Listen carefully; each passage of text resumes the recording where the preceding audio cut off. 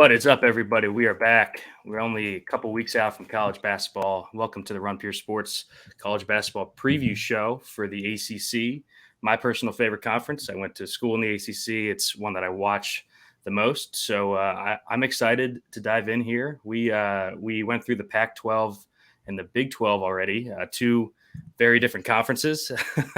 And we've got the ACC here. I've got Gavin back with me. What's going on, man?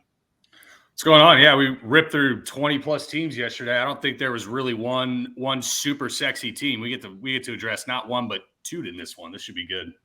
Yeah, it should be awesome. And back with us for year two. You know, we didn't scare him away. John Fendler, welcome back, man. How you been? I've been doing well. It's been a busy offseason for me for completely non-sports related reasons, but I'm happy to report that I already hate all of the teams this year. So feeling that's optimistic as always. That's a theme for sure. Oh, good. My camera's back.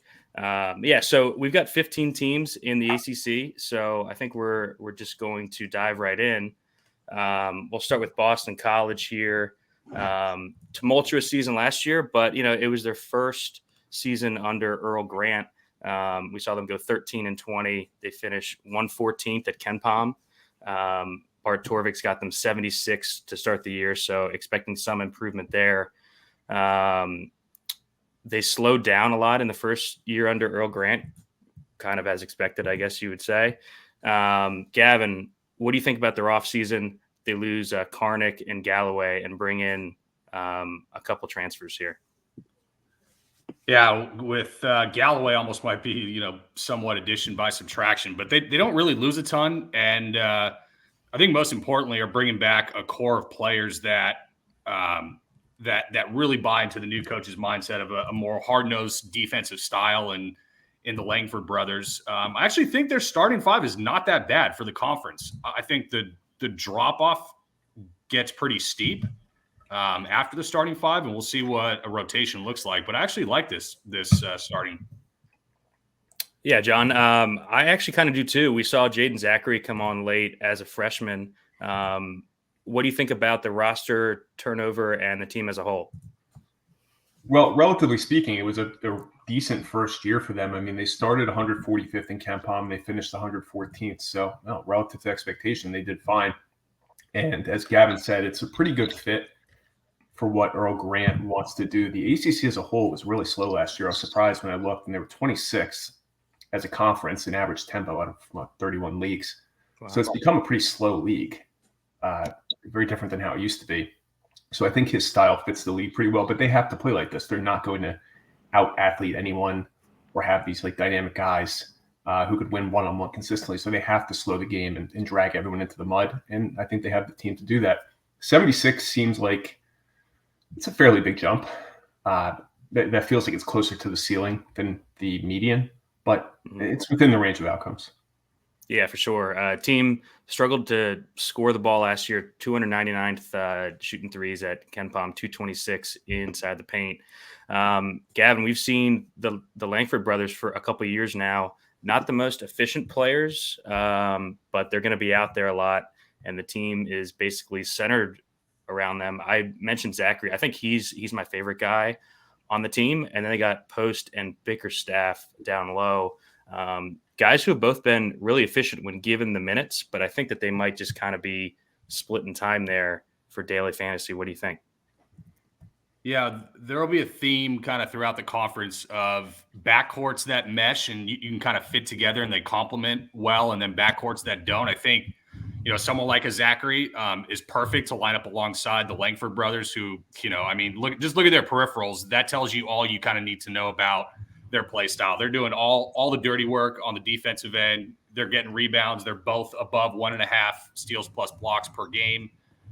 Whereas Zachary, was really shooting well, I believe. So it's a good little compliment. I like Zachary, but I think Quentin Post is actually the most interesting piece. 7-footer. I think he's Dutch, but he was splitting minutes a little bit last year. And, it was a small sample in terms of he only shot about 30-ish threes or so. He hit 34% of them. And with that being kind of an issue with the team definitely last year, I mean, that would be a mega get if he can, shoot anywhere near that in a larger sample this year with maybe an uptick in minutes. Yeah, we saw him basically split minutes down the middle with James Carnick last year.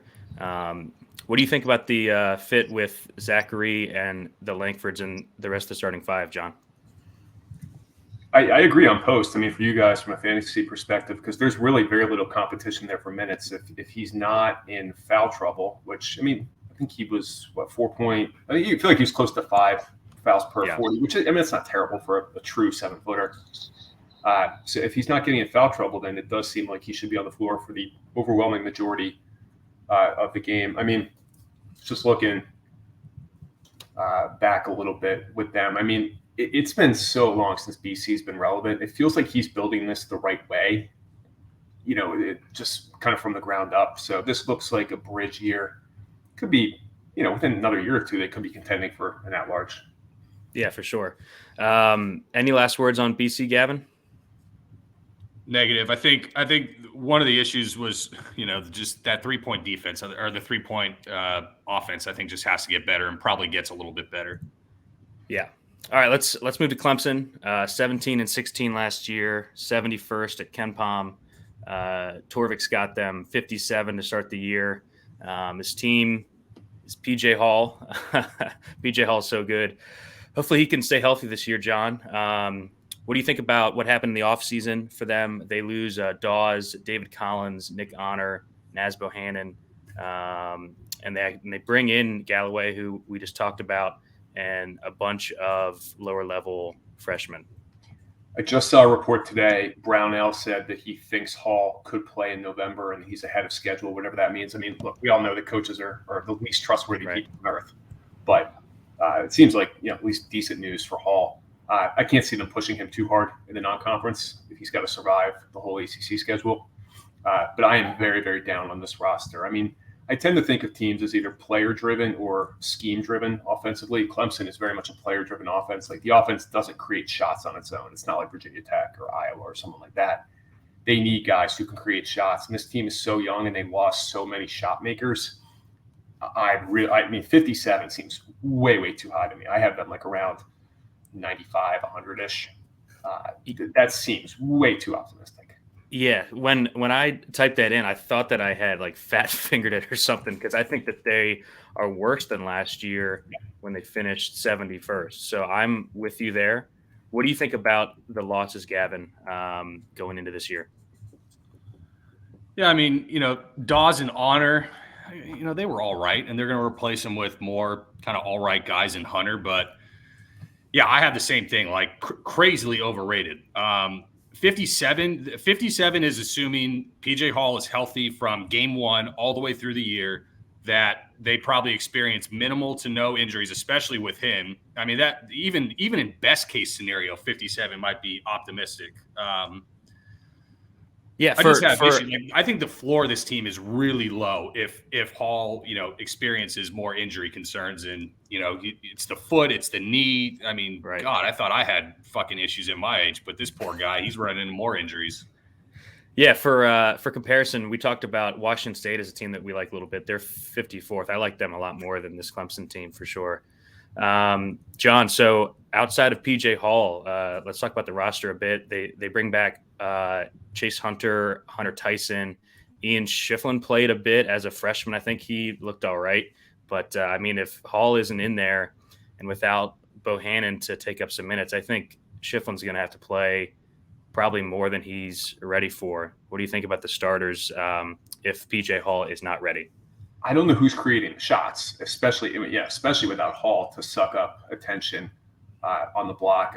He has some perimeter game now too. So I can't see how they generate any shots without him. I mean, I use shot quality a lot to figure out whether the shots are coming from the coach or if they're coming more from the acumen of the players. Shot quality had them 212th in shot selection. So they're not getting good shots, but they were 54th in shot making.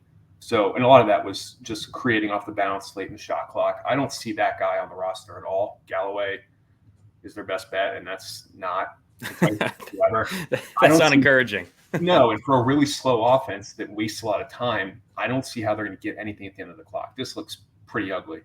Yeah, I did note they increased their tempo from 337 to 227 last year. I don't know if that was PJ Hall driven or I don't know because, this team didn't thrive in transition or anything. I was super excited for PJ Hall coming in. Was bummed to see that he had the offseason knee injury because I think he was going to smash. Any last words on Clemson for you, Gavin?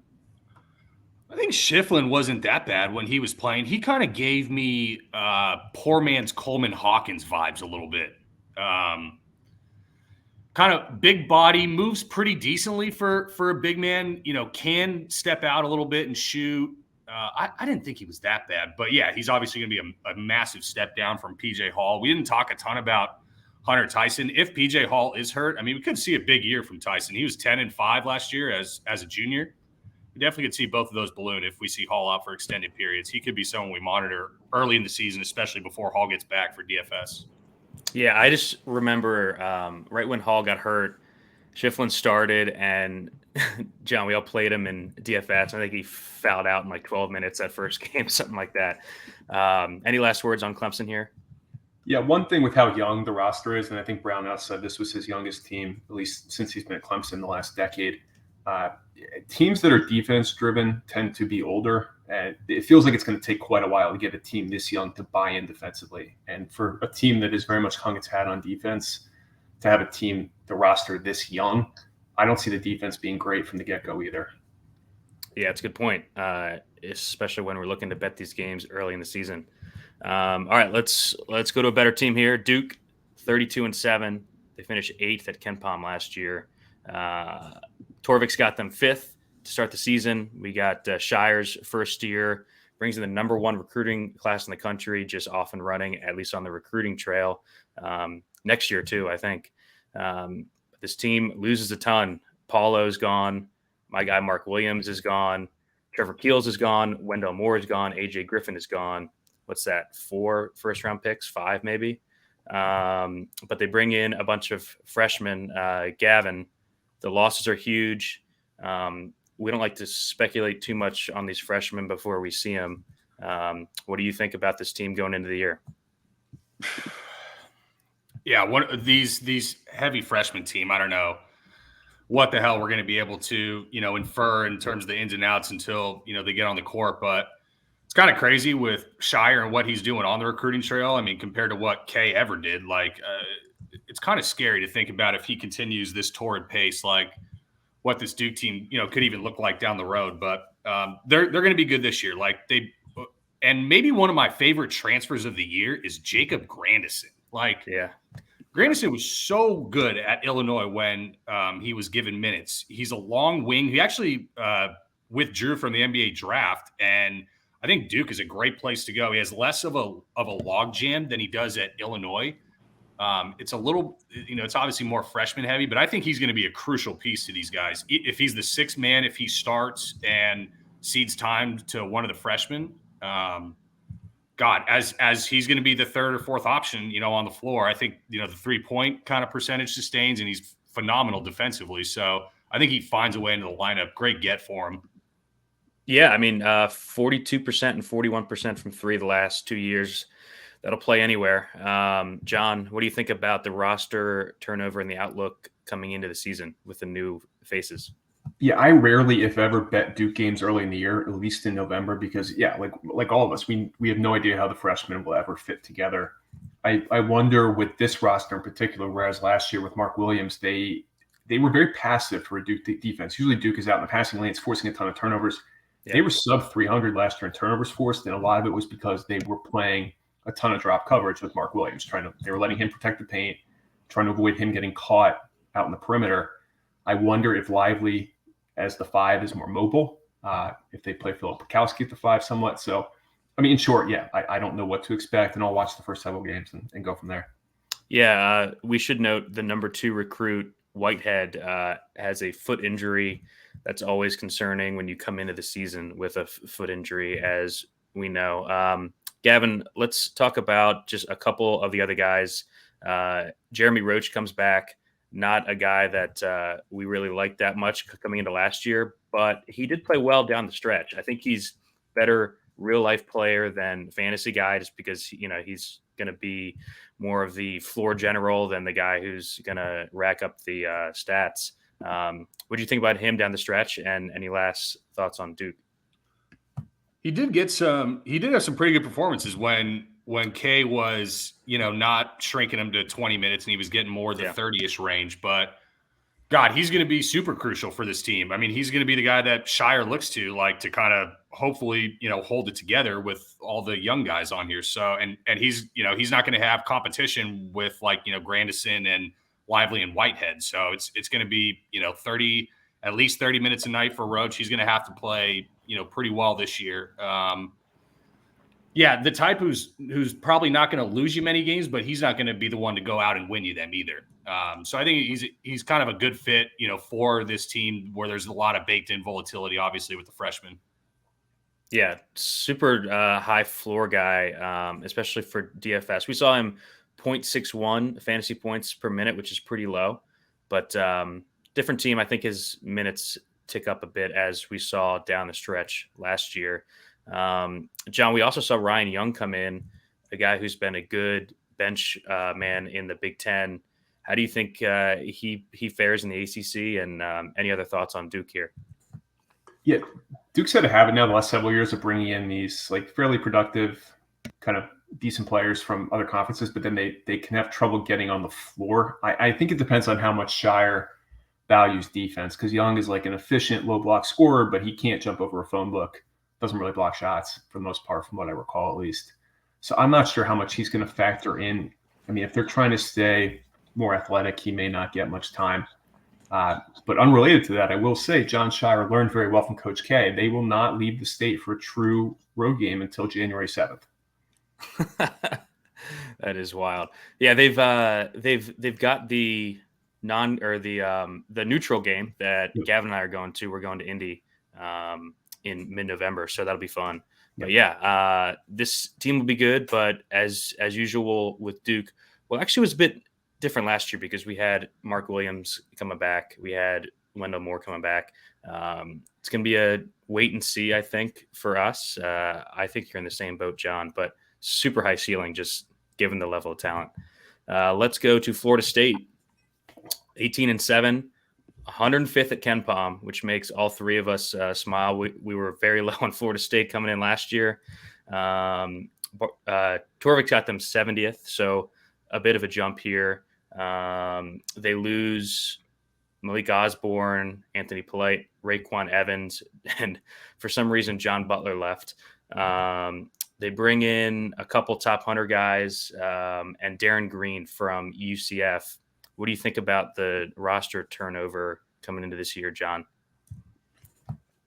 Yeah, I love the Darren Green transfer. I mean, as far as like a pure need match to a team where we saw so many terrible transfer fits in this portal cycle, it felt like a lot more than the past years where teams were just reaching for guys and you could look at it and be like, wow, that's just a ridiculously bad fit. This was a really good one because Florida State so desperately needs legit shooting. Career like 39% shooter on really high volume. I think he had way over 200 attempts last year, playing in like an okay UCF offense. To me, he changes everything for them. I wonder if his defense is good enough to stay on the floor for more than 18, 20 minutes a night. But he does give them a reliable shooter that they did not have last year. Like that offense was so hard to watch with Caleb Mills taking terrible shots, John Butler taking really terrible shots, Cleveland struggling. So that to me is a big shift for the offense. Yeah, agreed there. We've always liked Darren Green. What do you think about that, Gavin? And any thoughts on them coming into this year? Because you were super low on them last year, and it's a pretty similar roster. Besides, we saw Worley, I think, play well towards the end of the season. Yeah, here's my rub with Worley. I think Worley and Mills on the floor together are a terrible fit. I think they both need the ball in their hands to affect the game on the offensive end. I think Worley's probably a little bit better defender than Mills. Mills had the injuries last year. Some people are kind of pegging Worley to be a breakout player. I just worry about the minutes. Like if you're going to play Caleb Mills 26, 27 minutes, man, I think the time with Worley on the floor is going to be rough. But the thing that stands out to me for this team was last year they were 325th in 3-point defense. And with Matt Cleveland, and I see Cameron Fletcher definitely taking a step up in minutes this year. That's a nasty wing defending pairing right there. They just have to be better than that 325, I imagine, by default. Yeah, we were fading them last year, but we got a little bit fortunate in terms of they had kind of a Murphy's Law, injury riddled year. So I don't want to victory lap too hard on poor Lenny. John, I picked Mark Adams to be the non-popular fade this year, so we'll see how that goes. But I'm starting to come around on that. It's hard, but I'm starting to join you there. Look at that backcourt, John. Oh my God, have you looked yet for Texas Tech? Yeah, that's another one that the offense is not going to create shots organically. Yeah. But so, we'll see what we get from McLeod. The guy's played 11 minutes a game last year. He's going to have to play extended minutes as the main big, I imagine. So I generally like the team, so to speak. And I'm kind of with John on, Green is a big get, because especially when you look at kind of the returners and their 3-point marks, they're not the most desirable figures that you've ever seen. So I think the team definitely takes a step forward. 70 kind of feels about right to me. I think, they might have a little bit more ceiling than that, but I think the floor is way higher this year, just given the injury kind of run bad they ran into last year. Yeah, and they were also mixing in a bunch of new faces kind of all at once with the freshmen and Worley, the transfers, and Mill and Fletcher. What do you think about those top four there, John? The Worley, Mills, Cleveland, Fletcher combo? Yeah, I'm on the same page with Gavin. I'm feeling very optimistic about the defense bouncing back to, not quite exactly where it was a couple years ago when they had that nasty defense with Balsa at the 5, guarding point guards. That was really that was awesome. I love how he says Balsa and not Scotty Barnes. That's phenomenal. Yeah, well, it was with Balsa at the 5. Yeah, we love Balsa. That was awesome. Oh man. Yeah. That's the dude I remember, not Scotty Barnes. So I'm sure he's, I don't follow the NBA, but I'm sure he's killing the NBA. But yeah, I can't see it quite getting back to that level. But as you said, 3-point look last year, that's not sustainable. So I'm more in the 55-60 range, close to Torvik, but I'll give Lenny the benefit of the doubt. Yeah, same. I think, if we see Cleveland play a little more, I think we're going to be using him a lot in DFS just because of the, the rebounds and the assists are going to be there. If he scores a little bit more, I think he's going to crush. Any last words on Florida State here, Gavin? Nah, Cleveland feels like a guy who he's going to come in pricey at the early part of the year. And well, if he does, we just won't play him. Yeah, we'll see. Any last words on Florida State, John? No, that's about it. I feel pretty comfortable with their range of outcomes. Yeah, a team that I'm pretty comfortable is going to be awful this year. Georgia Tech, 12-20 last year, 156 at KenPom. I think this might be Bart Torvik's worst preseason rank. He has got them 96th. This team loses DeVoe and Jordan Usher. The only two guys who did anything on their team last year. They don't bring anyone of note in. They bring in Lance Terry from Gardner-Webb and Javon Franklin from South Alabama. Maybe John knows more about those guys than I do, so we'll go to you first. What do you think about the roster turnover, losing two DFS studs for sure because the usage was so high? Lance Terry was a nice big South guard for sure, a good off-ball guard who could score, good shooter, but he's not going to be any kind of difference maker in the ACC. And I think there's still a little bit of thinking that, Pastner can get back what he had a couple years ago, but Moses Wright, Jose Alvarado, those are NBA players, and there isn't anybody remotely like that on this roster. So I agree that 96 is way off base. If it wasn't for Oregon State and South Carolina, this team would certainly be in that conversation for worst Power 5 team. And they may get there. One or two injuries, they may be in that realm. So I'm around, 150-ish for them, maybe even a tick lower. Yeah, we did Oregon State on Monday. Brother. Oh, my God. Holy Jesus. That team won 3 games last year, and, they might be in the same boat again. Gavin, our guy DeVoe's gone. Jordan Usher, just 2 studs for them last year. Even in a team, or even for a team that didn't win that much, those guys are good players. And now they're going to start Kyle Sturdivant, I think, at the 1, Davon Smith, Dallin Coleman. Your boy Rodney Howard is back. This is looking rough. What do you think? My boy Rodney Howard. If you mean my boy that I allow to sleep outside in a doghouse, yeah, Rodney Howard is coming back, I guess. But I mean, past this, look, this team is bad. Okay, no doubt, it is nowhere near as bad as Oregon State. Okay, Wayne Tinkle would sell his mother on the open market for this roster right here. Okay, is it a good roster? No, but it's significantly better than Oregon State's with a bullet. We'll see what we get with Davon Smith. He's a guy who's kind of showed spurts in the past. He's going to get obviously more run here, but yeah, when most of it's contingent upon, Rodney Howard being needing to be a double-double guy, I mean, your passer is going to be going from wearing a face shield to wearing a brown paper bag over his head at the end of the year. Do you think he could get fired, John, this year? I mean, if they win like 8 or 10 games. He might have saved his job with that run 2 years ago, dude. That's what I was going to say. For a team that you mean Moses Wright saved his job, right? In Alvarado, yeah. I know I'm stepping on John, but people they said, Georgia Tech snuck up on everyone 2 years ago. I said, yeah, with Moses Wright, Alvarado, Usher, and DeVoe all gone. Yeah, team was nasty. I don't know offhand what his contract situation is, and I'm wondering, given that they just fired Jeff Collins, how much they're going to want to buy out, potentially another coach. And again, I don't know his contract offhand. So that's true. But yeah, he seems like he's got at least another year. Okay. Any other thoughts on the starters here? I mean, they'll all be cheap for DFS. Gavin mentioned Davon Smith. I think he's got the most upside of the guys on the roster. What do you think? I don't know. Maybe there's something there with Dallin Coleman. That's about. I'm reaching. I'm trying to be nice, but it's yeah. All right, Gavin. You want to move on here? Yeah, I thought Coleman had some recruiting pedigree. Maybe not, or maybe he was just highly recruited compared to Georgia Tech's other recruits in the past. I don't know, but we'll see with these guys. All right. Well, that's enough time on Georgia Tech. Let's go to a team that was super confusing last year and looks like they're going to be confusing again this year. Louisville, 13-19, 127th at Ken Pom. Torvik's got them 97th coming in. They bring in Brandon Huntley-Hatfield, who I liked from Tennessee.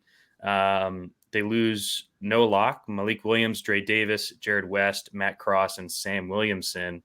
Gavin, we'll go to you first here. I think my issue with this team, and we'll have to talk about it a lot, they only have one guard on the roster, and it's L. Ellis. What do you think about the offseason that Louisville had here? Dude, I wouldn't even call this team snake bit. Pegas snake bit him himself as the interim. It was this had to have been the most dysfunctional team last year, right? With the whole Malik Williams, I thought he was going to pull a Gilbert Arenas and just show up with a 1911 for his coach, at a practice. It was bad where things were last year. Right now, yeah, in terms of the composition and the makeup, I don't know if that you're feeling great going into the year saying, here you go, L, we're going to roll the red carpet out for you. You're playing 35 a game and you're the only guard in the roster. That being said, this lineup could be kind of interesting, man. I'm a little bit higher on Withers. I think Withers can be decent. There's just been that wing forward logjam at Louisville last couple of years when, Williamson was there. Dre Davis was mixing in as well. In terms of the guys they lose, I don't know if they're losing a ton outside of Malik Williams. I'm actually kind of sneaky optimistic for this team. I don't know how great I feel about 97th in terms of Bart Torvik. That might be lofty unless a lot of things fall right. But I could see where this team is just a defensive grinder team, kind of like one of those Florida State teams where everybody on the freaking floor is 6'7" plus. They switch everything and they can make your life tough. So I don't know. I think this team is, but I think on the same token, Kenny Payne first year, you got no idea what he's going to do. So it's I don't know. Yeah. All right. So John, what do you think he can do? L. Ellis looks like the only guy that's going to contribute under 6'8". What do you think? I have this as an under team, very much an under team early on for the exact reason that Gavin just said. I do think they're going to be good defensively, and I think they're going to play really hard based on kind of Payne's persona. I mean, this is, I don't know, if you're going to take a chance on something, Georgia Tech's 96, Louisville's 97. We know Georgia Tech is awful.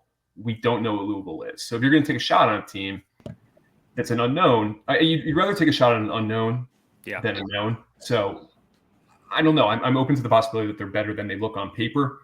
But if this is L. Ellis with monster usage, then the offense is going to blow. That's for sure. He will be fun for daily fantasy, though. He's just going to have to play a ton, right? So if he's cheap, we're going to be rolling him out there, Gavin. You said you like Withers. I think his minutes have to take a jump. They just played such a gnarly rotation last year that we weren't really ever able to play them in DFS because he was playing 9, 10 guys, 11 guys a game at like 18 minutes a pop. We'll see if that changes. That's my only worry about anyone outside of L. Ellis DFS wise. Gavin, any last thoughts there? And touch on BHH. He was a top, 30 or so recruit coming into Tennessee last year. Talk about log jams. He kind of goes from one to another here. What do you think? Yeah, but there's a lot less talent in this roster for him to be able to break through. True. I like the player too as well. I think he's going to be a much better defender than he is going to be anything, offensive production wise. But you mentioned it there was zero rhyme or reason last year to whatever rotation Pegasus was going to roll out. Like one guy that we haven't mentioned who I think is kind of interesting too is Sidney Curry, bro. He is a beast of a human being. Is John Hughley that much more skilled and talented than Sidney Curry? That much? Like significantly? I don't know. They're both huge bodies that I think Sidney Curry could be interesting too because I think he can play the 5 where a lot of these other guys, Withers, Huntley, Hatfield, they can cycle 3, 4. And we saw Curry have some big games when he got rolled out 25, 30 minutes and didn't end up in foul trouble. Yeah, on our sheet here, John, 0.99 fantasy points per minute. That is what we want to see. Any last thoughts on how you think the front court is going to shake out here? Withers, Hatfield, Curry, guys like that? Or is it just a total guess going in? It really is. And I'm kind of up in the air in general on Payne because my perception of him as a coach was he was just like part of the Calipari recruiting tree, essentially. And I don't know how he's going to be X's and O's wise. The track record for Calipari assistants becoming head coaches, they generally produce really bad offenses. Like Bruiser Flint, Derek Kellogg, Tony Barbie, like they've all had really bad offensive teams. And part of the reason might be because if you try and copy Cal's system, which is all like dribble drive, creating your own shot, if you don't have Cal's recruits, then it's probably not going to work for you. If you have L. Ellis, it might not work. L. Ellis? That's not Ty Washington or Severe Wheeler? What's the difference? So that's kind of my thought process going into this, but it's one where like I'm totally open to being way off in my perception. Yeah, I liked the comment on betting on uncertainty rather than knowing that guys have no ceiling, basically. So let's move on to a team that is going to be fun again offensively. Miami, awesome run there late in the season, 26-11. They end up 41st at Ken Pom. Torvik's has them making another jump here to 21st preseason. They bring in massive impact transfer Nigel Pack. They lose Chuck Moore. Cam Auguste finally ran out of eligibility somehow. Sam Wardenberg is gone. Rodney Miller's gone. We'll go back to you, John. What do you think about how they ended last season and the offseason here for Miami? I still haven't recovered from the amount of money I lost fading Miami. That was so brutal. And here we are again where I'm like, it's not a top 25 team, and they're going to have all kinds of locker room bullshit with the NIL nonsense and all that. And I'm sure it's going to bite me in the ass. So my perception of Miami is clearly off. But, I mean, again, it's the same thing they had last year with a couple really good shot makers, in a lineup that is hard to guard because the spacing is so good. So, I don't know. They're 25 to 30 range feels about right. It's about all I got. Do you want to talk about the transfer they got from Arkansas State? Omier, do you know much about him? Yeah, I mean, really, really good positional rebounder and was good. I mean, he was just bigger and more skilled than everybody he went against in the Sun Belt. And I think he'll be pretty productive in the ACC, but it's not going to be the same level of just where he was overpowering guys because like he was just such a better athlete than pretty much everyone he went against, with the exception of like the guys that Louisiana Lafayette had, like Jordan Brown, a few of those dudes. But other than that, yeah, he just bowled his way through. But Miami, at least maybe it'll change this year with him in the fold, but they didn't use their bigs as low post guys at all. It was all guard driven. So I don't know how he fits. Yeah, I mean, when you start the rotation with Pack, Wong, and Miller, the usage is going to be much harder to come by too. Gavin, we were high on Jordan Miller last year. I thought he was a great fit next to the two guards. What do you think about the fit of this team and the addition of Pack coming in? Yeah, this is one of the best backcourts, in the nation on paper. Does it work together? That's another discussion. John mentioned the one word I think that is the crucial component to this, and that's spacing. Okay. Wardenberg kind of made it all work because of his outside shooting as a stretch five. That allowed Charlie Moore dribble drive. It allowed Isaiah Wong way cleaner looks in the mid-range where he is freaking lethal. It's good that, Pack is one of the best three-point shooters in the country, and Wong, I think, is one of the best mid-range operators for sure in terms of creating his own shot and mid-range efficiency. I actually hate this team, though, frankly. And a lot of it has to do with that one component. Losing McGusty is impactful. How about this? Nigel Pack and Isaiah Wong combined assist numbers per game last year did not equal Charlie Moore. And Charlie Moore is not the most prolific facilitator last year, okay? I see big issues coming up with this team. There's minimal to no interior presence, and they got away with it last year kind of because they could cheat the system with Wardenberg as a stretch five, but they don't have that this year. And I think the spacing gets a lot worse on this team. You're not really worried about Jordan Miller from three. Yeah, you got to guard Pack and Wong, but when there's three other guys on the floor that you don't really got to contest beyond 20 feet, it's going to make it a lot more difficult for the other two guys to generate points. Yeah, it's a good point. What do you think about that, John? That probably makes you happy that Gavin's low on him too. I think that the 40th that they ended up last year is probably closer to where they'll be than where Torvik is personally. You guys are enabling me. You are enabling my Miami addiction. But yes, I certainly agree with you. And I was confused in the offseason when all this NIL stuff blew up back in like April and May, where it felt like Larinaga was just like, he was like us on Twitter. He's like, oh, I guess we just like bought this new player. It felt like he had no influence in building his own roster. It's just like John Ruiz is like, here, Jim, here's another player for you that I picked. And this offense is going to be very much I go, you go. All sure, year, I'm telling you. Yeah. Yeah, which, we've seen that be an issue. We talked about it in the Oklahoma State preview. Coach Boynton kind of talked about that. We saw that at Pitt last year. But I think the talent will carry them for the most part to a good season. I just don't see them having a great season upside. Any last words here from you, Gavin? Harlan Beverly is back after being out all of last year. I don't think he's a big difference maker, but I think that's all I've got. I got them finishing 7th in the ACC. Duke, UNC, Virginia, Vatech, Notre Dame, and FSU all finish ahead of them. There's your ACC hot take right there. I can buy that. I think John will be happy with that too. All right, let's go to UNC, 29-10, 16 at KenPom last year. They start Torvik ranked 4th. They're bringing back the boys, John, and they add, I think, probably the most impactful transfer in the conference, Pete Nance, to slide in the Brady Manick role. What do you think about their run last year and the fit with Pete Nance coming in?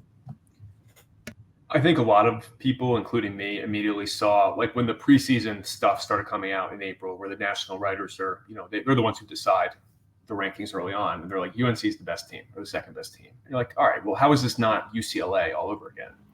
Yeah. But the Nance addition was pretty important to me. I mean, he's at least on par, probably a little bit better than Manic, just more athletic in that spot. Yeah, I mean, I for sure, I'm more like 8 to 10, but you're kind of splitting hairs at that point. Clearly, based on the shot quality scores, they did get lucky late in the year with that run.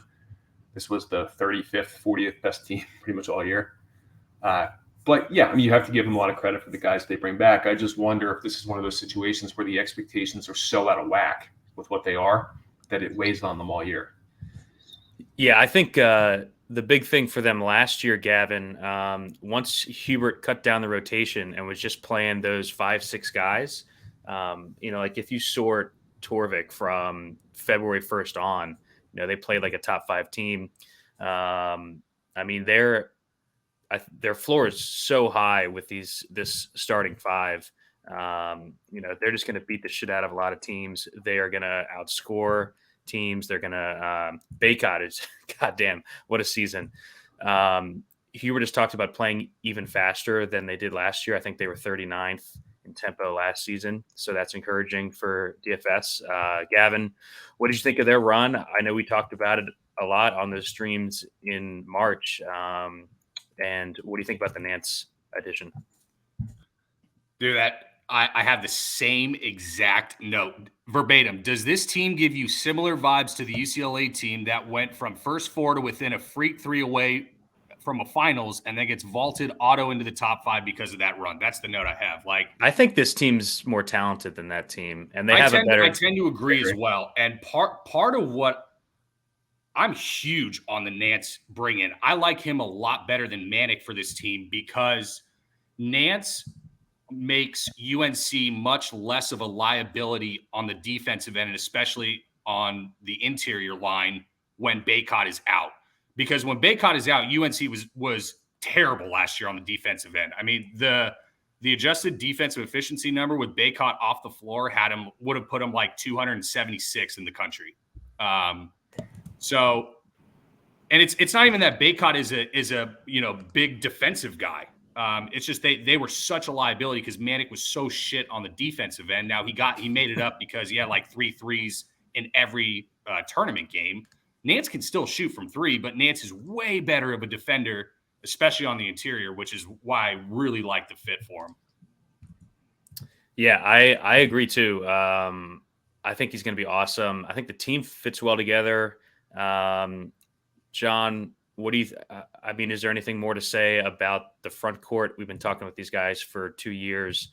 Love with the volume in the tournament. Do you think he can take another step and be more efficient, or do you think he's going to be a guy who's going to rely on taking 20 shots a game to get there? So him and RJ Davis, thoughts?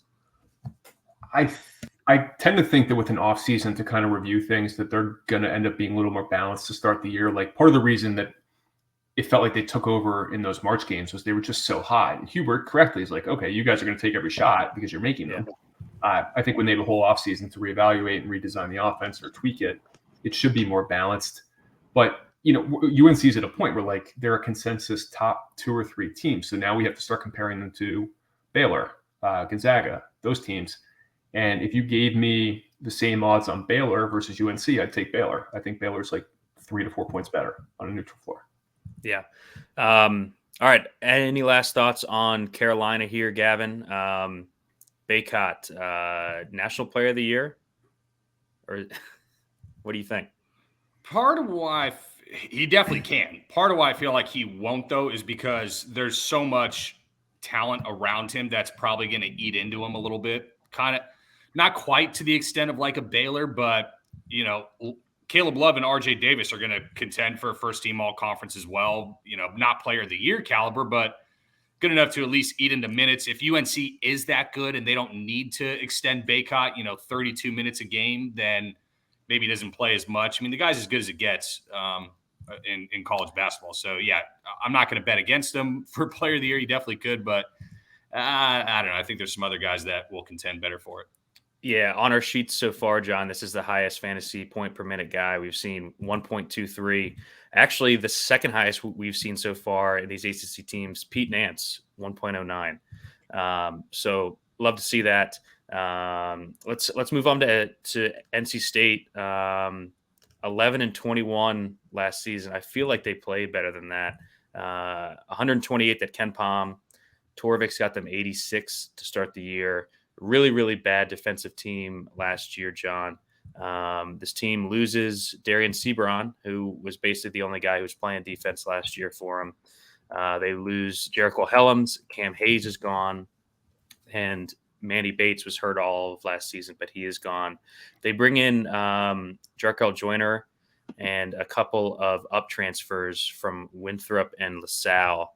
What do you think about the offseason and any thoughts on these up transfers coming in?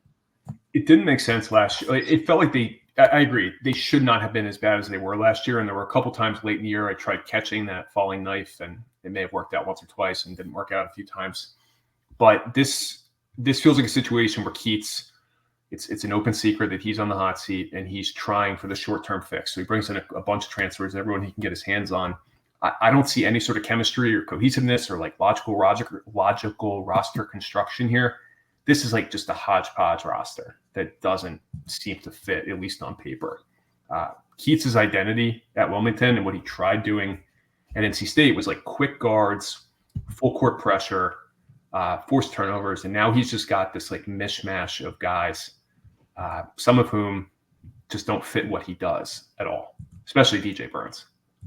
Yeah, so Burns coming in from Winthrop. Gavin, what do you think about the losses with Sebrum, Helms, Cam Hayes? We rode Sebrum a lot in DFS, just like a do-it-all guy. Awesome peripheral stats too. How do you think they recover from the loss of Sebrum? I don't know. You don't just pick up another guy like what Sebron did last year, and nobody saw, to the extent of what he did last year coming preseason wise. So who's going to be the next guy? I don't see it on this roster. Like Joyner and Morsel, these aren't the most defensively astute guards that you ever seen that I want to be playing next to Terquavian Smith when I want him using all his energy on the offensive end, because this offense is going to be we'll go as far as Terquavian Smith will carry them. We'll put it that way. John, what are your thoughts on Kirk Smith as a player? He's going to be awesome for DFS just because he's going to shoot a shitload of shots in this on this team. The usage is going to be high. They're going to have to play him a ton.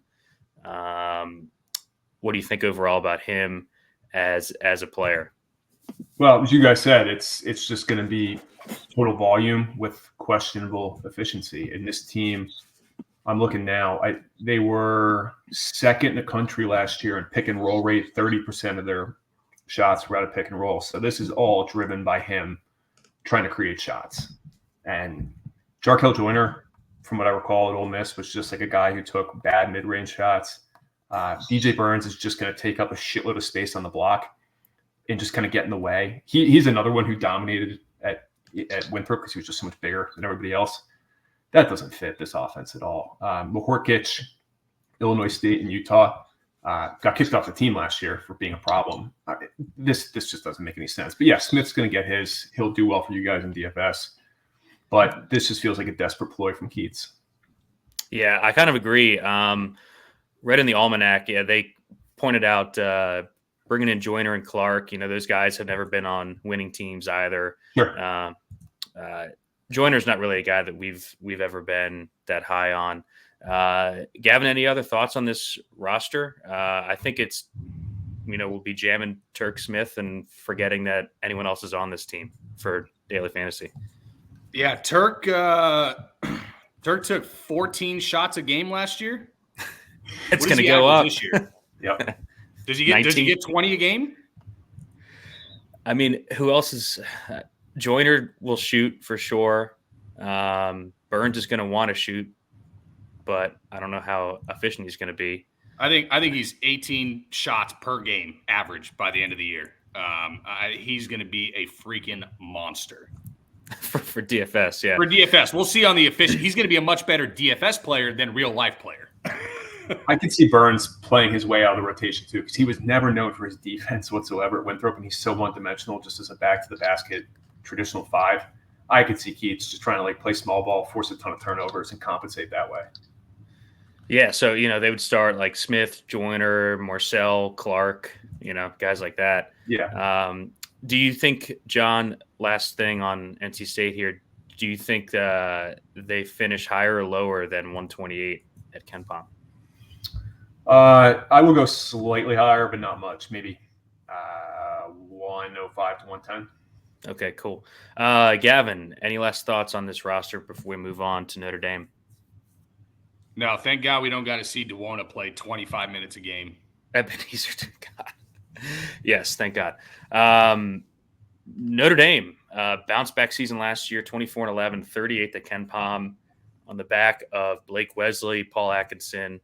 Torvik's got them 32nd to start the year, Gavin. They bring in top 25 point guard to replace Wesley and Marcus Hammond from Niagara.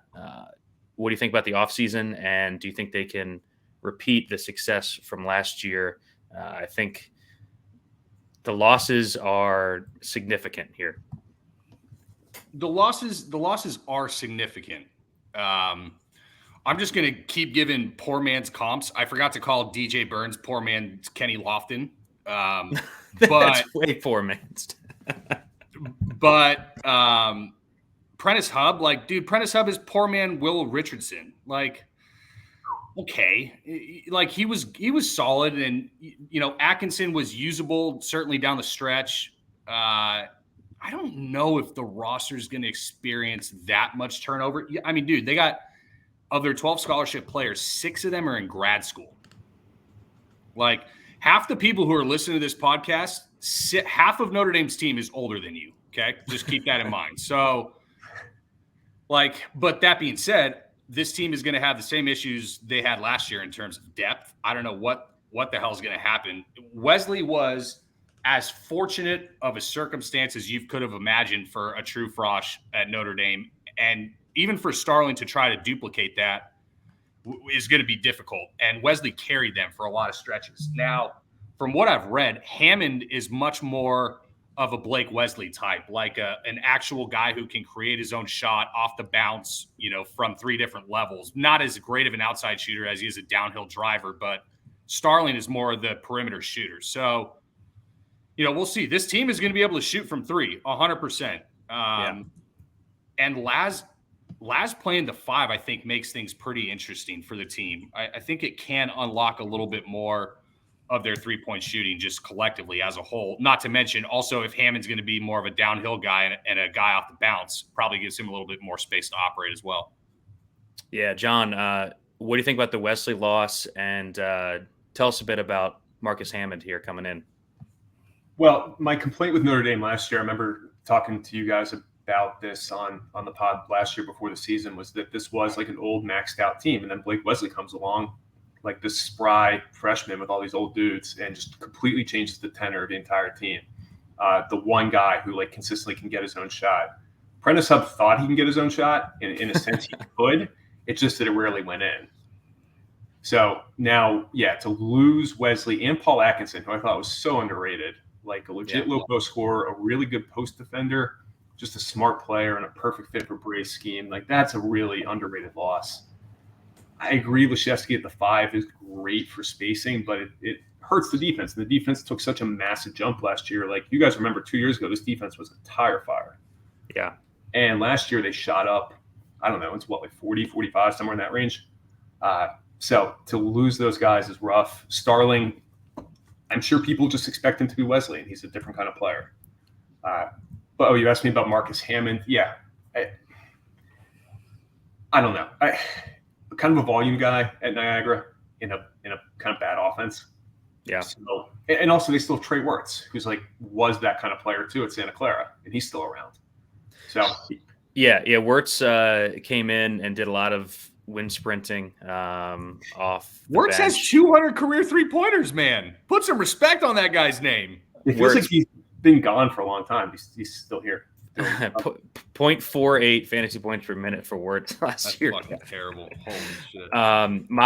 My big note here, Gavin, was just a ton of usage left this program. Who is going to take it? Because Ryan, Goodwin, Leshevsky all seem like ancillary scorers, right? Like if you're relying on Dane Goodwin, Cormac Ryan to lead your team in scoring, I don't think you're a top 40 team. I mean, those three combined to shoot 44% from three last year, which is great. But where do you see the usage going as we wrap up Notre Dame here?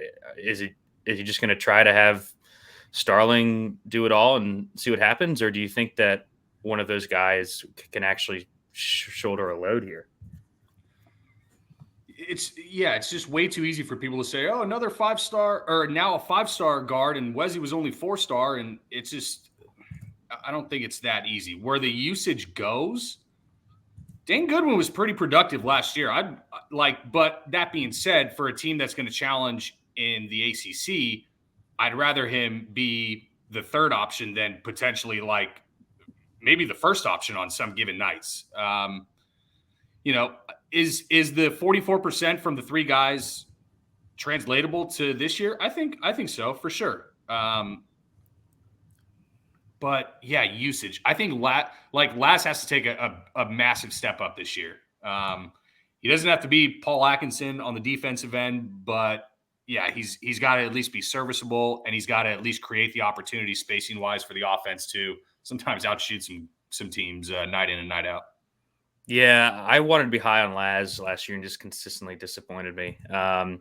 John, any thoughts on where the usage goes? Do you think they just jam it to Ryan and Goodwin and hope that works? And then just last thoughts on the team overall. I think they kind of revert to where they were for a long time, which is that they had a very balanced offense with Bray, and the ball just kind of moves and it finds open shooters. Like that's something you could just bank on every year with them, is that they were going to share the ball and find open shots. Last year was such an anomaly that they had a dude who could like do his own thing and be like, I don't need the Bray offense. I could just beat you off the bounce. Yeah. That was so unusual. I think they just go back to where they were before, and the usage kind of flattens out between a bunch of guys. Cool. All right, let's move on to Pittsburgh. Speaking of tire fires, 11-21 last year, 195 at Ken Pom. This is another Bart Torvik rank that I think is a touch high for me. He's got him at 114 here. We saw them lose Odakale. Mo Gee is gone, who was probably their best player last year, I think. He was fantastic. They bring in top 40 point guard Dior Johnson, who I'm not sure is going to play a minute for this team. We'll talk about that coming up. And then they bring in Cummings from Colgate, who we saw in the tournament.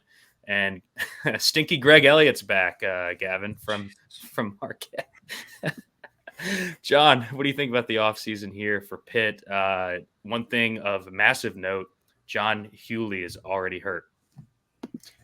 What do I think about the offseason? I hate everything about this program, just in general. I grew up like really loving Pitt. My dad's an alum, watched a ton of Pitt basketball, and everything that program was, this program is now not. I just hate everything that Capel is doing and has done. The Nelly Cummings thing to me is like the typical up transfer from the successful mid-major program who's now asked to do way too much. And he comes from a Colgate offense that was like, shares the ball so well. They're so beautifully coached, like the awesome spacing, like everything you want from an offense. And now he goes into Jeff Capel's offense, which just, well, we all know what Jeff Capel's offense is. It feels like there's going to be way too much on him without Johnson, who I'm going to withhold the obvious commentary there. Yeah. But he really could have changed everything had he been able to stay on the court and given them like viable, legit shot creator that they haven't had since Xavier Johnson. Yeah, I mean, that's going to be a bummer for them. Google that news if you want. So they actually sent Cummings to the ACC media days, John. That's not a good sign. They sent him and Burton, who a little bit of an empty score for DFS, doesn't give you much peripherally, Gavin. But John Hewley out with a knee sprain. He's a big dude. That could take some time for him to come back. This team is really going to struggle without him. I thought he was in for a huge year, despite, being a dipshit and being a high fouler. His production's off the charts when he is in there. What do you think this team does without him? What do they do without him? They fucking drown. Like, I mean, what do you mean? If this team had Hughley and it had Johnson, I actually kind of liked the roster, honestly. Now, what Capel does to put the pieces together and execute possession in and possession out over a 40-game season, that's another discussion. But I at least like kind of the roster on paper. If Hughley's out, this team is just DOA completely. I thought that at least Hinson and Elliott is more peripheral guys who can at least spot up and hit a three, when needed. I thought kind of complemented Hughley and Burton well. Burton actually I didn't realize he scored that much last year, but like 12.5 is not terrible. They had 35 minutes a game. Yeah. So, he's obviously not going up minutes wise. Does he go up efficiency wise? Probably not. But I think volume goes up without Horton and Femi. So, and Mogi. Johnson must have gone to Capel after he saw Ithiel Horton be able to come back mid-season. He goes, oh, maybe that's my route. I'll just go to Pitt. Oh, man. John, thoughts on Hughley and the injury and what this team does this season? Hughley shocked me last year. I mean, I know he showed some signs the prior year, nothing like what ultimately happened, but they were like top 10 in free throw rate. Like the whole offense was just throwing the ball to him and him drawing fouls. And then those other guys were drivers too. It did hurt them losing Horton for a while and losing Sabandi. He was a pretty good shooter over his career, but who knows what his health is like. They're just the worst combination of bad coaching, injury luck, and just general dumbassery. Yeah. Hughley, 6.7 fouls drawn for 40 last year. He was a machine. Actually, in DFS, John, like we just wouldn't play big men against Pitt. Like they suck, but they play slow, and the foul risk is just too high. Yeah. But yeah, this team will struggle without him. But when he comes back in, will definitely be a go-to guy for daily fantasy on our end. Gavin, any last thoughts on this team here? No, let's get the hell on. All right, Syracuse. They went 16-17 last year, 69 at Ken Pom. Torvik's got them 75 to start the year. Gavin, they lose the Boeheim Bros. They lose Cole Swider. They bring in a bunch of freshmen, no transfers really. I'm not sure if Boeheim knows that he can hit the transfer portal. No, because you have to use the internet, which he doesn't know exists. So he's not using the portal. He lost what I thought was a key piece to their team last year to the portal in Kadari Richmond. What do you think about this team without the Boeheim Bros going in, Gavin? In some cases, I like the fact that they're gone. In some others, I don't, obviously. But I think this team just looks like drastically different without them, frankly. Like, I mean, look, Buddy could shoot the lights out of any gym in any given night. Jimmy Boeheim has like the most non-vertical game you've ever seen on a player after the year 1965 when there was no three-point line. Was he okay in the ACC? Sure, but I'm actually kind of glad that these guys are gone because, Torrance, Benny Williams, these are some athletes. Joe Girard certainly got a little more explosiveness than both of them. He'll shoot you out of some games as well. What do we get from Mintz, I think, will be a massive question. Oak Hill product for what it's worth. So you like the pedigree, but my guy, just give him the award before the season. It's already over. The defensive player of the year in the ACC, Jesse Edwards, it's already done. Signed, sealed, delivered. He's a monster. Would have won it in every conference that Mark Williams was not in last year. That might be true. God, Mark was a beast. I love that guy. John, what do you think about the losses here and how Syracuse pivots to a more athletic team? I'm so conflicted on this because losing the Boeheims, I think this stat is the tell-all.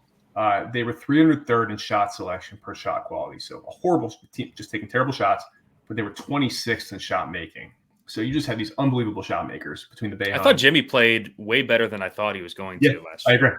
I mean, we call him YOLO Joe for a reason. It ain't the greatest shots, but somehow they go in. So much ISO, second highest ISO rate in the country.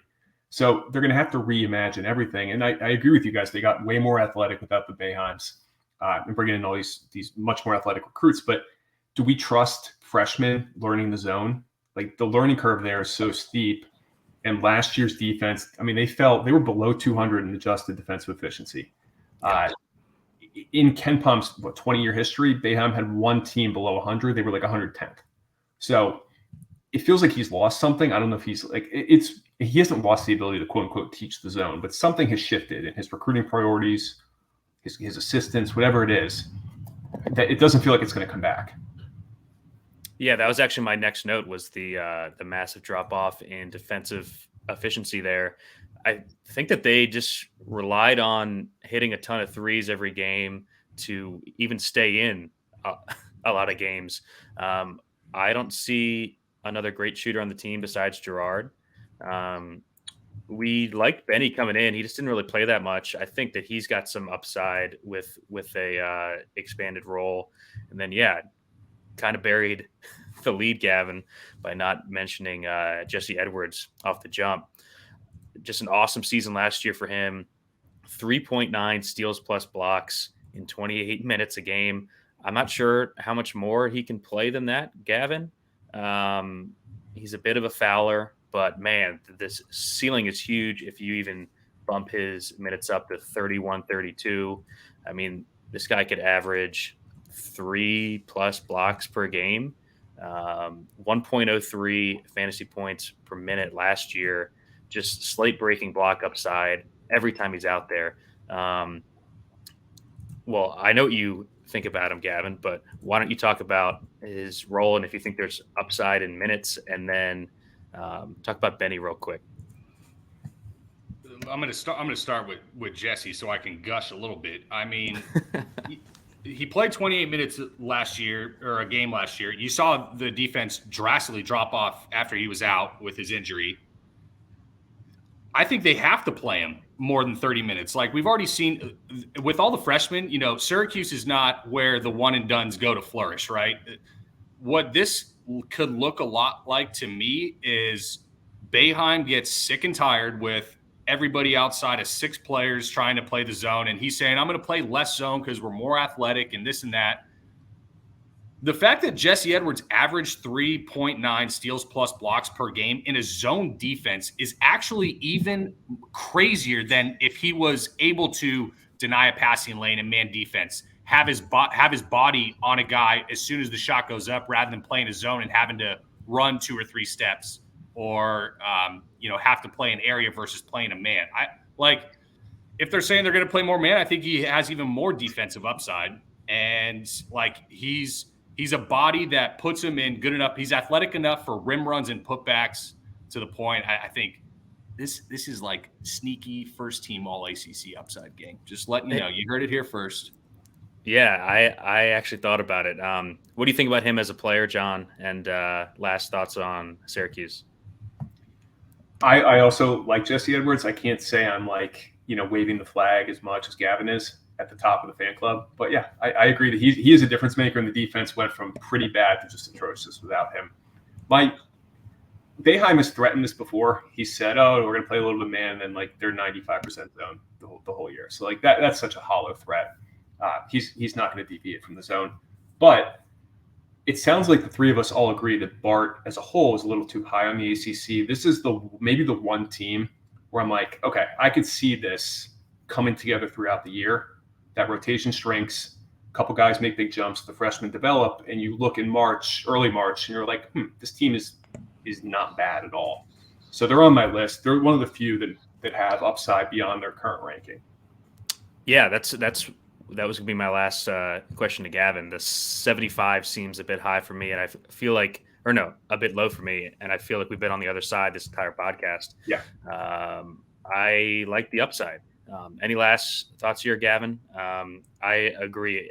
So he brings in 6 freshmen. It can be tough for him to play them, I think. We know Mintz is going to play. Maybe one of the Mintz, others, find their way into significant minutes. But Like, Benny Williams is one of the highest pedigree guys that they've had in a while, and he played 10 minutes as a freshman. So we'll see. I like Jesse Edwards. I don't know how much I like this Syracuse team, honest. I think you're putting a lot on Mintz, and frankly, I just don't know a lot about the kid.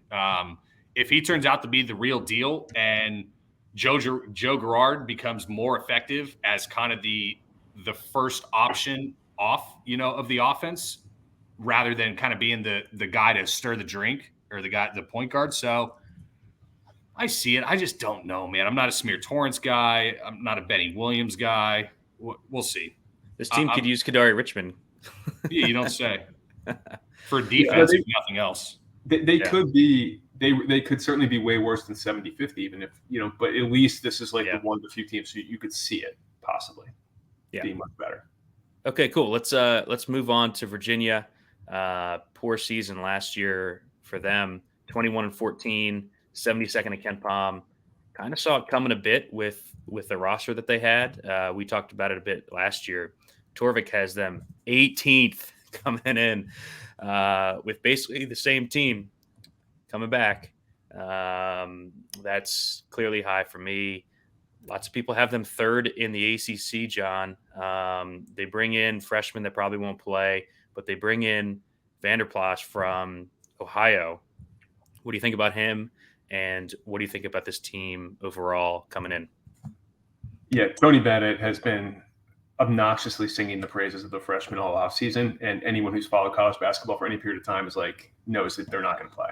It's a Tony Bennett team. He's not playing the freshmen. They have 7 upperclassmen who are in the rotation. But we mentioned Darren Green earlier as a great fit at Florida State. This to me was the other home run fit in the conference. Mm-hmm. They so badly needed that stretch 4 type. Because last year when they lost Hauser, they lost Trey Murphy, Jay Hoff, they lost all these front court shooters, and now Vanderplas gives them that element. Granted, he's the only one on the roster who fits that bill. So if he's not up to speed defensively, or if he gets hurt, then they're kind of back to where they were with Jaden Gardner and Kihei, which didn't go very well. 18 seems wildly ambitious. I thought maybe 30, 35, but it does change everything offensively. Yeah. I think 18th is if everything goes right, maybe they could get there. My issue, Gavin, is they already have 2 front court guys that play a good bit. How do you think the fit is with Vanderplas coming in? We know Gardner's going to play 33 a game, and I thought Caden Shedrick looked pretty good last year, especially defensively. He played 21 a game. How do you think the front court kind of shakes out here for Virginia? Gardner had a pretty good year for an up transfer. A lot more productive than damn near any up transfer we saw throughout the year. And did Reese Beekman have one of the quietest productive years in the entire conference? He led the league in assists and steals. He played 36 minutes a game. Maybe we just didn't focus on them a ton because they were always just such a shit can of a DFS option team. But I'm not okay. This is not the Tony Bennett team I'm going to stand in front of, is what I'm saying. Okay. There's other Tony Bennett teams to fade. This is not the one that I think I'm going to stand in front of. I could see where this is a highly productive. Look, we know we got with Kihei. We know we got with Armand Franklin. If Beekman even takes another step and, could be a second team all conference guy, I think these guys are definitely top 25 worthy with a little bit of upside. I don't think they have the ceiling to win the conference. And the only team I could see supplanting them for 3 would be Vatek.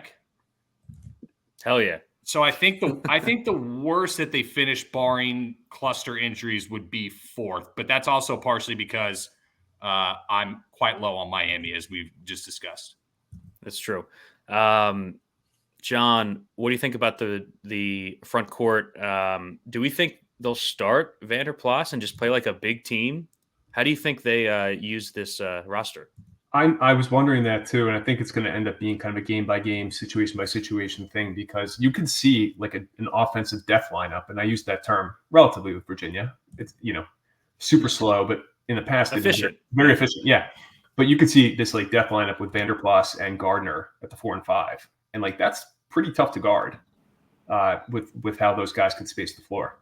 The spacing just completely tanked last year because of the lack of shooting, and Gardner, a non-shooter, a driver. Franklin was like the only one who could make a shot.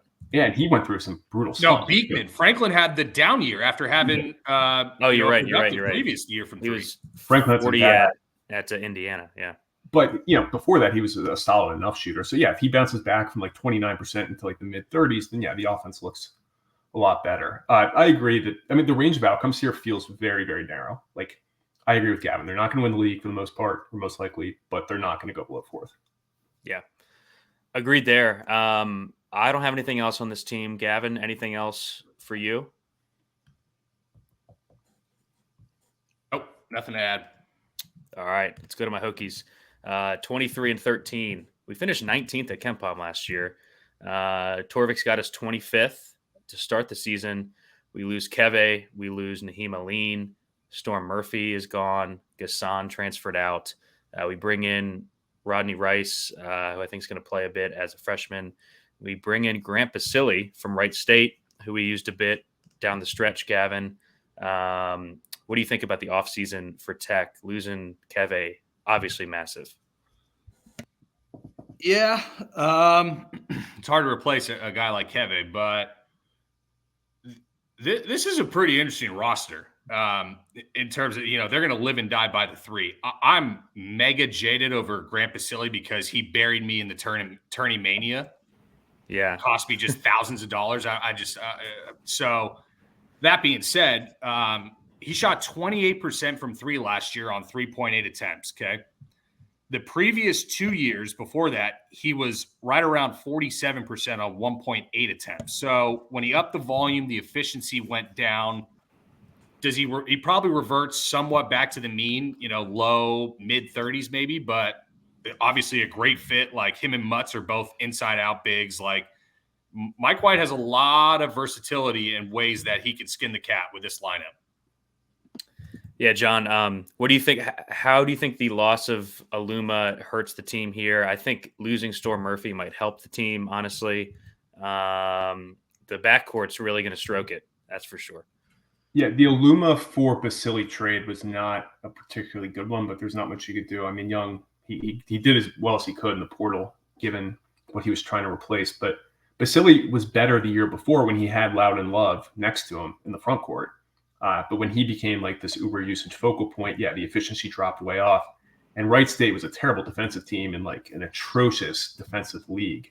So I have some questions about Basile as a defender. And as much as Mike Young has a reputation as this offensive genius, like his teams have been pretty damn good defensively too. So I'm wondering a little bit about that. He's not going to be remotely what Keve was defensively. Is the Padula late season surge real? I mean, you would know better than me on that front. I agree that losing Storm Murphy doesn't move the needle for me at all, especially in a system that doesn't really need a true point guard, quote unquote. Like the ball is just going to move and move and move. It finds shooters on its own. That's kind of a moot point. I'm kind of in the same spot with them I was last year, but basically the exact same ranking, maybe just a slight tick lower. Yeah, the team played really slow last year, 340th in tempo. Like I said, the backcourt is going to shoot it really well. Padula 45%, Couture 42%, Maddox 51%. It's pretty terrifying. I feel like, Gavin, every team we talked about last night, we're like, who the hell is going to shoot it on this team? And Tech's got 4 guys plus maybe Mutz, 4.5 guys who can space the floor. What a fucking awesome season Justin Mutz had last year. He was so good. Peripheral machine, averaged 10, 7.5, 3.5 assists, over 2 steals plus blocks. I think his minutes bump up here, Gavin. He was a hair under 30. I think that his usage is going to improve. I was surprised. I mean, so he came in from Delaware averages 0.92 fantasy points per minute with like a real role and like sustained minutes. I think he is awesome. What do you think about Mutz? And then what do you think about the front court? I do think that they play Maddox a ton here. I think he's a clear breakout guy.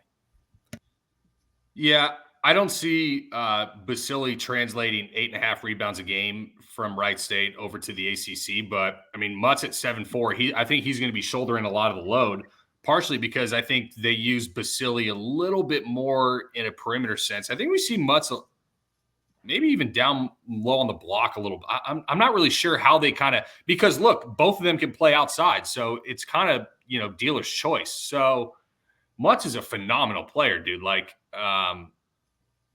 and I think he has upside for legit first team all conference.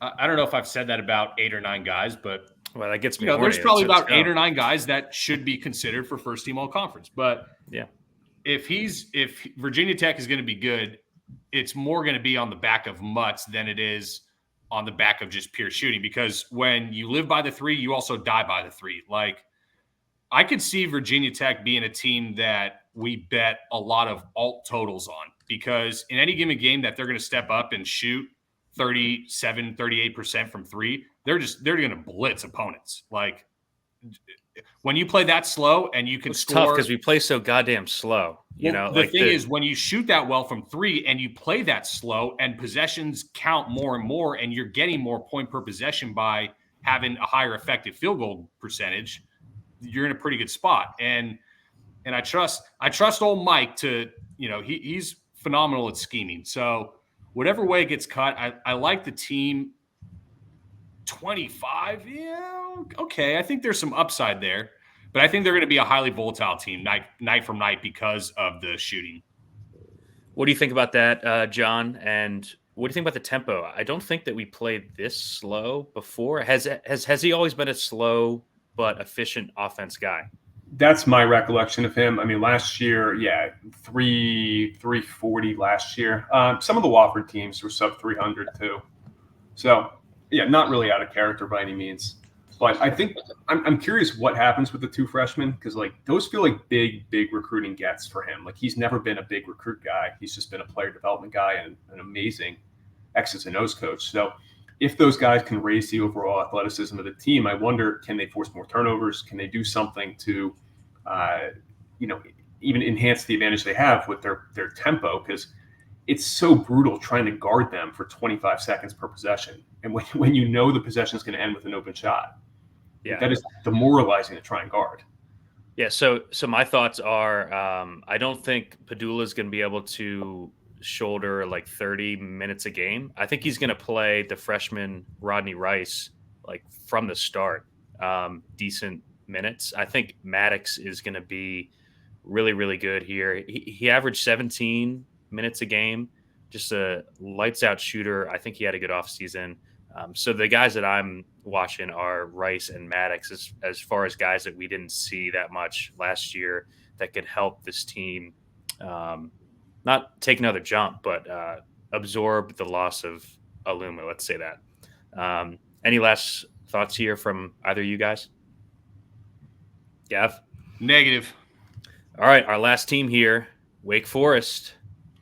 John Fendler's team, 25-10, 35th at KenPom. 2 of our favorite players in the country last year. Torvik's got them falling off a cliff to 83rd.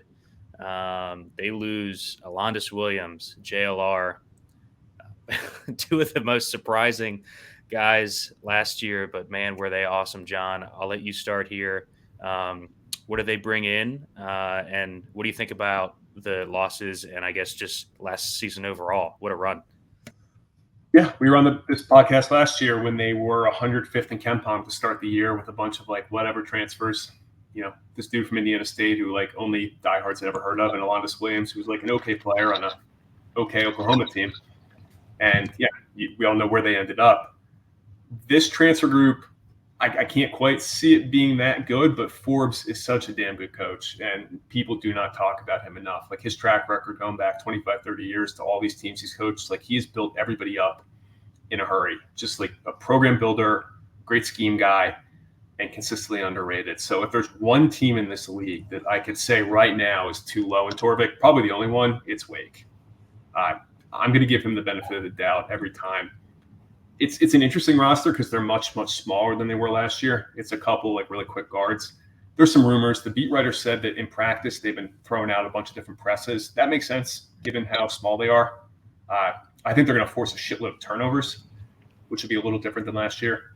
It's just going to be a completely different play style, but he's adaptive enough that he can make it work. So to me, they're like, I'll start them probably around 50, 55. Awesome. Gavin, thoughts on last year? I think we should give a, swan song to one of our favorite teams. JLR is going to start the year in Memphis' rotation. That is just a wild year and a half for him. Yeah, we got to bet him yes first round like plus 210 or whatever it was, and he went friggin' 22nd or 19, yeah. And look, dude, anybody who before last season got on the podium and said Alondes Williams and JLR are going to be this and this next year, you're lying. Nobody, you just can't replicate what those two guys did. Now, you bring in someone like Appleby. Is that a true point guard? He's a little bit more of like an outside shooter than he is a point guard. It's going to be interesting kind of how the roster meshes. I can't remember between when you have Damari and Davion, I always get those guys confused. Which is the one that put on all the weight that everybody's talking about? But is it Monsanto? Monsanto is going to be awesome, I think. Yeah. So we'll see. Look, you talk about Steve Forbes. There might not be another coach in college basketball I want to get a beer with other than Steve Forbes. Like Steve Forbes is a man's man, and I love Steve Forbes. He's got his work cut out for him this year, but he also had it last year, and they finished way above expectations. So I don't feel as kind of good about the lineup and the roster as you guys do. I tend to trust Steve Forbes to the same extent. So we'll see. I think definitely one of just the middle pack ACC teams, but I don't think is definitely towards the bottom by any stretch. Yeah, the two questions I had for John, the Appleby fit, he turned the ball over a bit too much last year, and then the tempo. They played at the 30th highest tempo in the country. Do you think that was Alondes driven, or do you think we see tempo again because they were awesome games to target for DFS because they just played so damn fast? I think they're going to be pretty fast again. His ETSU teams were kind of all over the map, but that's because he will adapt to personnel. I think they're going to kind of be sort of like what Iowa State did last year, where he gets this, Otzelberger gets this roster that's different what he's had before, and he says, okay, what can we do well? And they just become this turnover forcing machine. And I think that's kind of what's going to happen here with Forbes. He has a bunch of quick guards, good steal rates. Atuka at Marist played in a brutal defensive system. I think now he's going to have a lot more freedom. He's a really, really good driver and a good shot creator. People might be surprised who haven't seen him. He can really, really beat guys off the bounce. But he's so similar to Appleby. It's a little duplicative. I'm certainly not in love with the roster, but it feels too pessimistic to start them in the 80s. Yeah. I think I'm just going to trust him, and we'll see what the rotations are coming out of the gate, Gavin, because I think we're going to end up liking a couple of these guys in DFS. Any last thoughts here? And go right into your all-ACC first team, because you've been just hinting at us for an hour and a half. I've been actually amending the list while the show has been going on. I'm glad that John brought up Atuka. Honestly, I would have never have known about him if Jim Root wasn't blowing the horn 8 games into the Marist season. He's like, this kid can play. And look, I saw a lot more upside from Atuka in terms of what. Now it's obviously against down competition versus Alondes Williams did not do dick at Oklahoma. Nothing. Worthless. And he is a world beater under Steve Forbes. Here's the thing with Wake Forest too, okay? Last year they were fourth in 2-point offense, okay? I think what two-point offense, a lot of times what I use that as is a proxy for shot selection before we had shot quality shot selection. And If Wake Forest is in the top 5 of 2-point offense again, I will sell my first future child into third world slavery. I just don't see how that happens again. If they do, I'm going to lose a child, but great for them.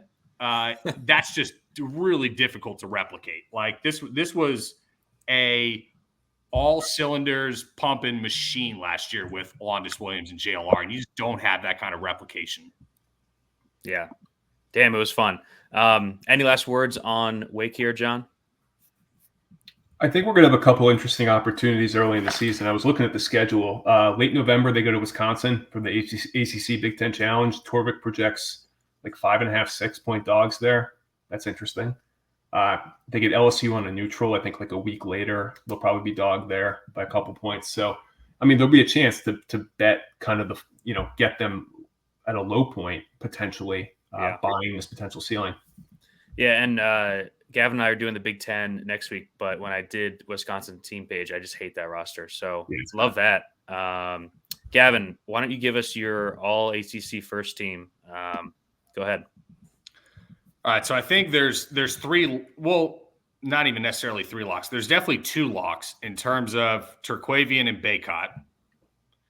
Then you pretty much have to pick, I think, a UNC guard between Love and Davis. And I chose Caleb Love because I tend to trust that Love obviously has, I think, a higher ceiling than RJ Davis in terms of offensive productivity. Davis extremely efficient 3-point shooting, but if Love is just a little bit more consistent, I think that he has a much better chance to emerge in the first team. So I got Turk, Caleb, Baycott. I mean, pick a Duke freshman. I don't know. Like that's actually what I wrote down. I said one of the Duke freshmen. Yeah. And I actually had John Hughley in here. Okay. As we were talking, discussing the foot injury, I hit delete, and I just wrote Jesse Edwards. I knew you were going to do that. Oh, I love that. Mine is Baycott, Turk Smith. I wrote down one of the Duke freshmen, one of the UNC guards, one of the Miami guards as my top 5. I think Love has more of a ceiling than Davis. I think Wong can be first team, but we'll see. Did you write down an all-ACC first team, John? I did, just as we were going along. And I considered Wong pretty strongly, but I agree with you guys that like that shot selection question with Pack coming in and like the Ormir thing and the spacing problems, like that feels like it could go downhill in a hurry, as we talked about it more. I went Baycott, Jaden Gardner, who benefits also from the Vanderplas edition. I went Derek Lively as the Duke freshman, just kind of playing like it seems like he could be a total game changer from everything I read. But as we said, like it's the Duke freshman, you don't know what to expect. Turquavian and your boy Justin Mutz in.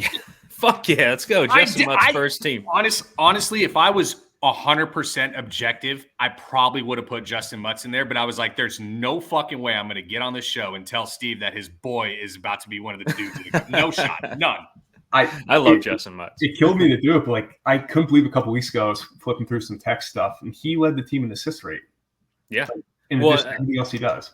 Yeah, when Storm was playing like shit, we basically ran offense through him at the high post. So we've got 2 more quick things here. We do who we think are the top impact transfers. We'll each draft one. How about that? We'll let you go first, John. These are transfers. I'm second or third because there's one in the discussion, and then you got to figure out the rest. These are transfers that aren't intra-conference. This is coming from outside the ACC. Outside the ACC. Okay. I want to clarify just in terms of how much they help the team, or just like raw points, or what? How much they help the team. Okay. Vanderplas. Gavin, I'll let you go second. Well, I mean, if you're just going to do straight production, it's Nigel Pack. Like, I mean, that's the obvious one. But I've got to go Pete Nance. I think Pete Nance, especially once you slated the conversation towards what he does for the team, I'm on Pete Nance. Yeah, so you just took the other 2 I had written down. So we'll just go with those as a top 3. Like an outside guy I had was BHH for Louisville, Huntley Hatfield. We'll see how much he plays, but I think that he can just be like an impact guy. And then Gavin, your breakout guys, let's do one each there too. I'll let you go first. And no, this is not the Andy Katz breakout guys where you can pick Terquavion Smith. Did you see that list, Gavin? Yeah. Fendler tweeted no, it. We've never heard of anybody who scores 15 points a game. Fendler said that he had like an all conference player of the year or something on there. Who was it? Sunogo. Yeah, Thomas Sunogo is a breakout guy. Yeah. Oh man. All right, Gavin, you go first. I felt like I was cheating thinking about picking a guy with 9 points a game and 6 rebounds a game last year in Leshevsky. But for me, I'm going to go, I'm going to go a little bit off the reservation. I'm going to go Quentin Post for Boston College. I think brings a little bit of different element to the team, like we said, needing that outside shooting. And I tend to think that he's got kind of the skill to be able to sustain. When you look at, I think he was 77% from the free throw line, so you feel a little bit better about, the repetitive and the consistent shooting stroke. I'm going to go with Quentin Post, breakout player of the year in the ACC. You love the big donkeys, don't you? I know. I can't help myself. The big Europeans who can step out and hit a three while blocking shots. I'm a sucker. I mean, what are you going to do?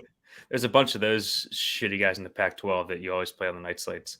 John, do you have a breakout guy for us here? Well, if my Wake optimism is going to come to fruition, it's Monsanto. Oh, you fucking stole mine.